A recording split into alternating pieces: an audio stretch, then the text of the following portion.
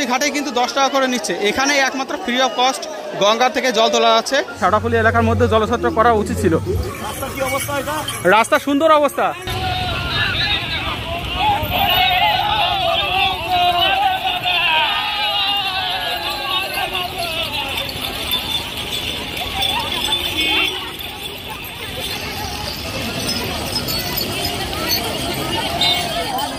তো বন্ধুরা, এটাই হচ্ছে নিমাই তীর্থঘাট, যেখান থেকে জল তুলে তারকেশ্বরের উদ্দেশ্যে প্রত্যেকে গমন করছে। অনেকের জল তোলা হয়ে গেছে, আর এখান থেকে কিন্তু প্রত্যেকে জল তুলে চলেছে তারকেশ্বরের উদ্দেশ্যে। এখানে প্রচুর ঘাট আছে, তার মধ্যে সব থেকে অন্যতম ঘাট হচ্ছে এই ঘাটটি, যেটা নিমাই তীর্থঘাট। আর এখানে একমাত্র ফ্রি অফ কস্ট ঘাটে জল তোলার ব্যবস্থা রয়েছে। কোনো রকম কুপন বা টাকা পয়সা লাগছে না। অন্যান্য ঘাটে 10 টাকা করে নিচ্ছে। তো এখান থেকে এখন খানিকটা আমি তারকেশ্বরের রাস্তা ধরে যারা যাচ্ছে আর কি তারকেশ্বর, তাদের সাথে গমন করব এবং যে পরিস্থিতি বা পরিবেশ রয়েছে সেই পরিবেশটা তোমাদের এই ভিডিওর মাধ্যমে শেয়ার করব। দেখতে পাচ্ছ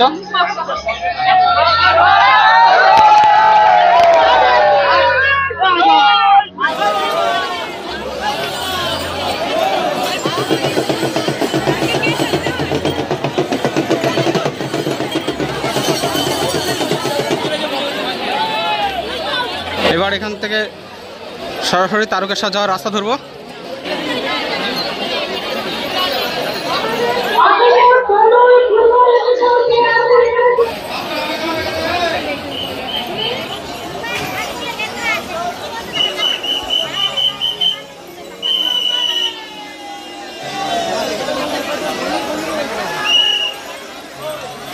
বেরিয়ে এলাম বৈদ্যবাটি নিমাই তীর্থঘাট থেকে, আর ধরে নিয়েছি তারকেশ্বর যাওয়ার রাস্তা।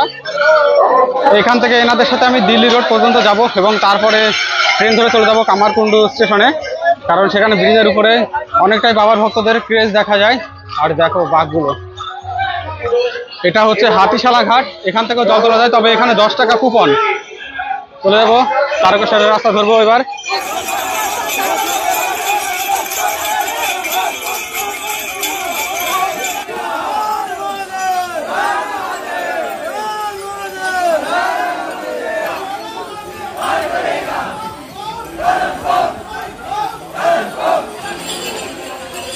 তো চলে এলাম শেওড়াফুলি দুর্গা মন্দিরের কাছে। এখন সময় বাজে 3:49, মানে অলমোস্ট 4টে বাজে চললো। আর দেখো কাতারে কাতারে লোক শেওড়াফুলির বিভিন্ন ঘাট থেকে বা বৈদ্যবাটির বিভিন্ন ঘাট থেকে গঙ্গা জল নিয়ে চলেছে তারকেশ্বরের উদ্দেশ্যে। আর একটা কথা না বললে নাই, জানো প্রত্যেকে একেবারে খালি পায়েই এই গমন করে থাকে। আর তারপরেও দেখো এই রাস্তাতে কিন্তু কুচো কুচো বালি পাথর রয়েছে, যেগুলো কিন্তু মানুষের পায়ে ফোটা চান্স অনেকটা রয়েছে। মানে রাস্তাটা কিন্তু অতটাও পরিষ্কার নয়, আর একটু রাস্তা পরিষ্কার করা দরকার ছিল। এই জন্য প্রধানত পাগুলো ব্যথা হয়ে যায় বেশি করে। আরও দেখো প্রত্যেকে কিন্তু খালি পায়ে।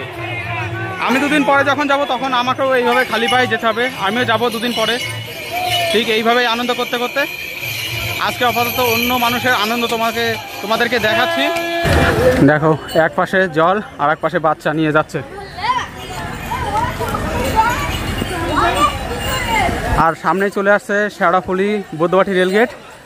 এখানে রেলগেট মানে লেভেল ক্রসিংটা ওঠার পরে মানুষের যে দৌড়টা হয় সত্যি দেখার মতন।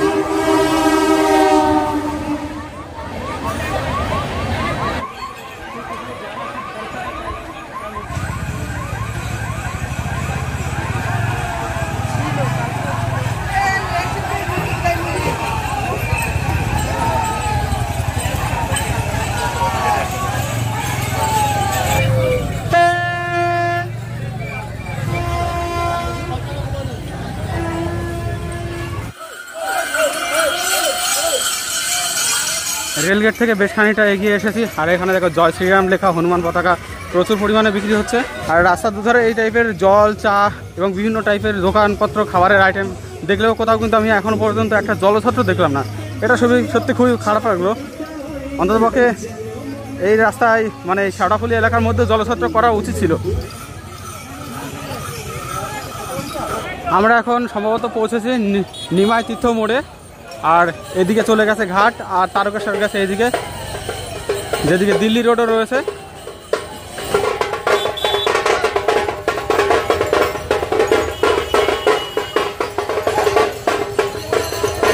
দেখতে পাচ্ছ এখানে হচ্ছে তিলক সেবা।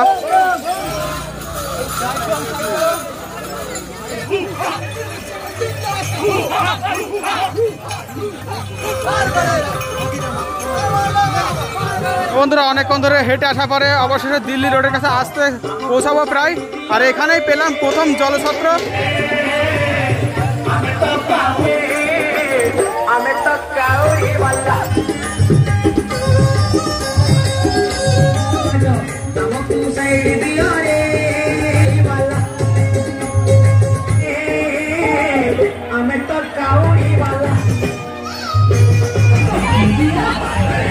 চলে এসেছি দিল্লি রোডের কাছে। আজ যথারীতি পড়ে গেছে ব্যারিকেড,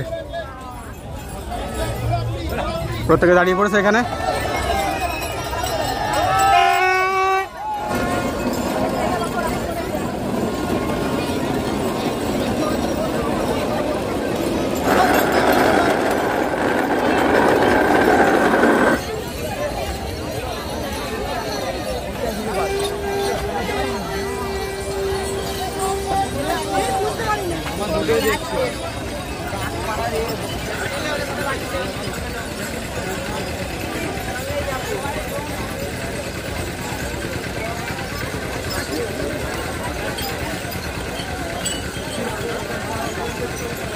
এটা হলো আমাদের ভারতবর্ষে যতগুলো কাওড় যাত্রা হয় তার মধ্যে সব থেকে ছোট কাওড় যাত্রা, যার এর দৈর্ঘ্য মাত্র 35 কিলোমিটার।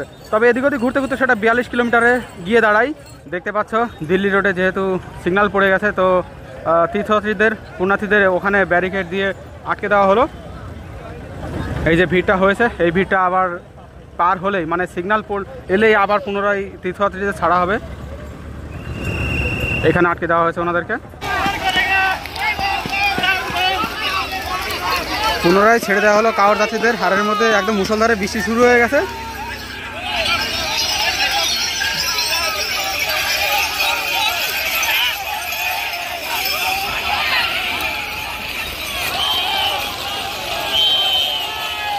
দেখতে পাচ্ছ বৃষ্টি হচ্ছে, সেই বৃষ্টির মধ্যে কিন্তু কাওড় যাত্রীরা একদম পুরো ভিজতে ভিজতে চলেছে তারকেশ্বরের উদ্দেশ্যে শেওড়াফুলি থেকে। আর সত্যি এক কথা বলতে গেলে এনারা সৌভাগ্যবানী, কারণ প্রচণ্ড গরমের মধ্যে না গিয়ে একটা ঠান্ডা পরিবেশ কিন্তু এনারা পেয়েছে। এখন বর্তমানে আছি আমি দিল্লি রোডে, বৃষ্টি পড়ছে আর তার মধ্যেই কিন্তু কাওড় যাত্রীরা চলেছে তারকেশ্বরের উদ্দেশ্যে। দেখো পরিবেশ আর পরিস্থিতিটা দেখো, অসাধারণ, জাস্ট অসাধারণ। হাজারো হাজারো নয়, এটা লাখে লাখে চলে গেছে। আজ শ্রাবণের প্রথম সোমবারের সপ্তাহে, আজ রবিবার, আগামীকাল হচ্ছে সোমবার। কালকেই বাবার মাথায় জল ঢালবে সারা রাত এখান থেকে পদব্রজে যাওয়ার পরে। তো এখন আমি এখান থেকে চলে যাব স্টেশনে, এবং স্টেশন থেকে আর তার আগে দেখো ওখানে দেখো জগন্নাথ। তো যাই হোক, আমি এখন এখান থেকে চলে যাব কামারকুণ্ডু স্টেশনে।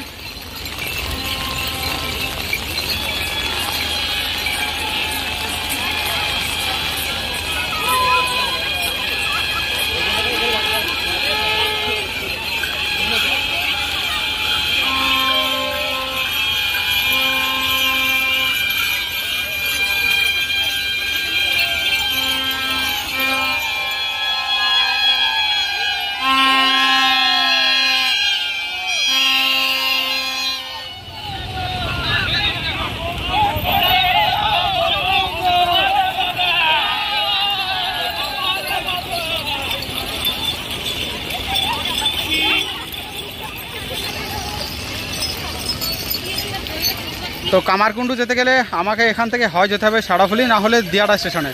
তো এই ভিড়ের মধ্যে দেখলাম শেওড়াফুলি থেকে দিয়াড়া স্টেশনে যাওয়াটা আমার পক্ষে ভালো হবে। তো আমি এনাদের সাথে সাথে এখন চলে যাব দিয়াড়া স্টেশন। এখান থেকে বেশ খানিকটা দূরে, যেতে খানিকটা সময়ও লাগবে। চলেছি দিয়াড়া স্টেশনের পথে, আর এখানে দেখো একজন দণ্ডি কাটতে কাটতে যাচ্ছে শেওড়াফুলি থেকে তারকেশ্বরের উদ্দেশ্যে।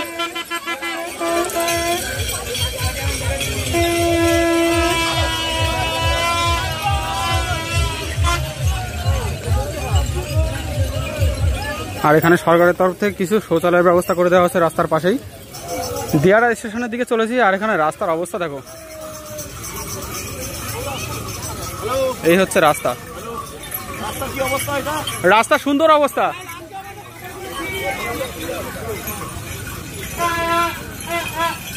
এই রাস্তায় কি করে যাবে এরা?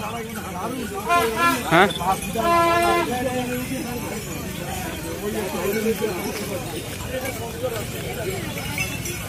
প্রত্যেকের মুখে একই কথা।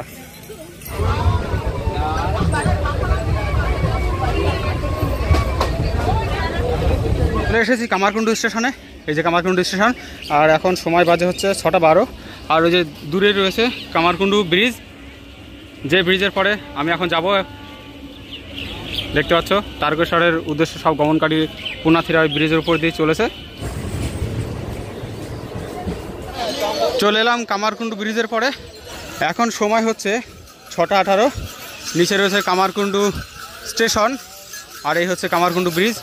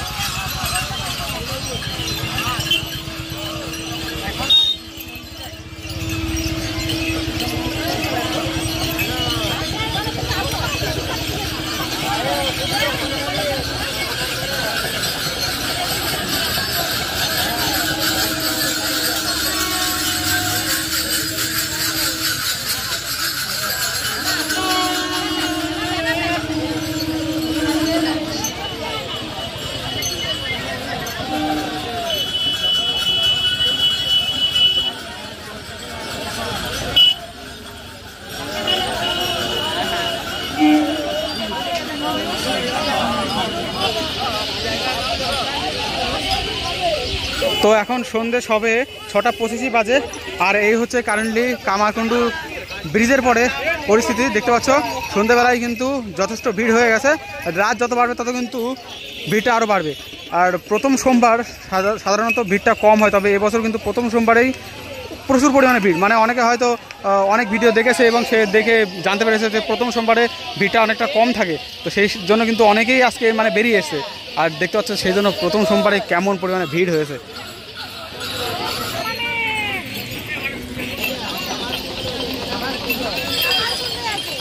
আর কামারকুণ্ডু এই ব্রিজটি বিশেষ পরিমাণে হাইলাইটেড, তার কারণ হচ্ছে এখানে অনেকটা রাস্তা অতিক্রম করে আসার পরে অনেকেই এখানে বসে বিশ্রাম নেয়। যেমনটা দেখতে পাচ্ছ ব্রিজের ওই পাটটা তো রয়েছে, এখানেও বসে আছে অনেকে। এরকম কিন্তু মানে বসে বসে সবাই বিশ্রাম নেয় এই কামারকুণ্ডু ব্রিজের পরে। আর সেই জন্য এই জায়গাটা কিন্তু বেশি হাইলাইটেড।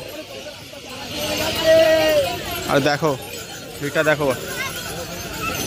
এখানে একজন দাদা ছিলেন, উনি বললেন যে তৃতীয় চতুর্থ, গত বছর আমি এসেছিলাম, আমার নিজেরও অভিজ্ঞতা আছে, তা উনিও বললেন যে তৃতীয় ও চতুর্থ সোমবারে সব থেকে বেশি ভিড় হয়।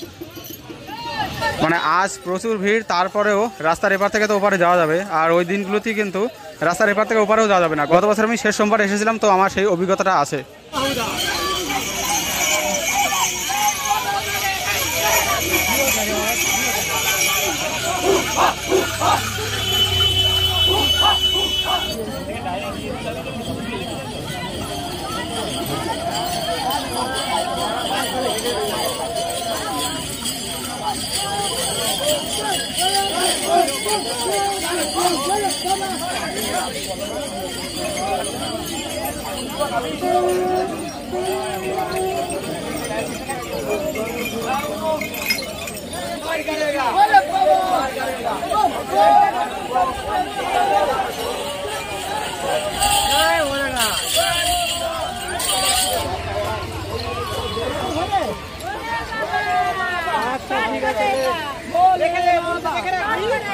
তো বন্ধুরা, শ্রাবণের প্রথম সোমবারের যাত্রা কামারকুণ্ডু ব্রিজের পরেই আমি শেষ করছি।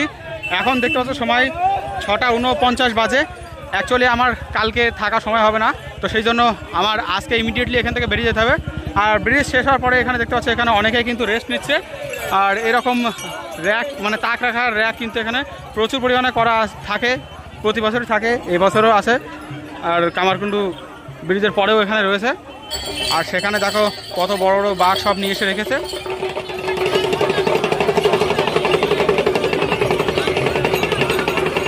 যদি কোনো রকম অসুবিধার সম্মুখীন না হই তাহলে শ্রাবণের তৃতীয় সোমবারে আমি এই যাত্রা তোমাদেরকে দেখাবো। গত বছর আমি একেবারে শেষের দিন গিয়েছিলাম, তো ভিডিও দিতে আমার একটু দেরি হয়ে গেছিলো বলে কোনো ভিউজ হয়নি। আশা করি এবার তোমরা সঙ্গ দেবে আমার এই ভিডিওর সাথে। তো দেখা হচ্ছে পরবর্তী যাত্রায় দ্বিতীয় সোমবারে। ওকে, বাই বাই। জয় ভোলে কি, হর হর মহাদেব, জয় ভোলে কি।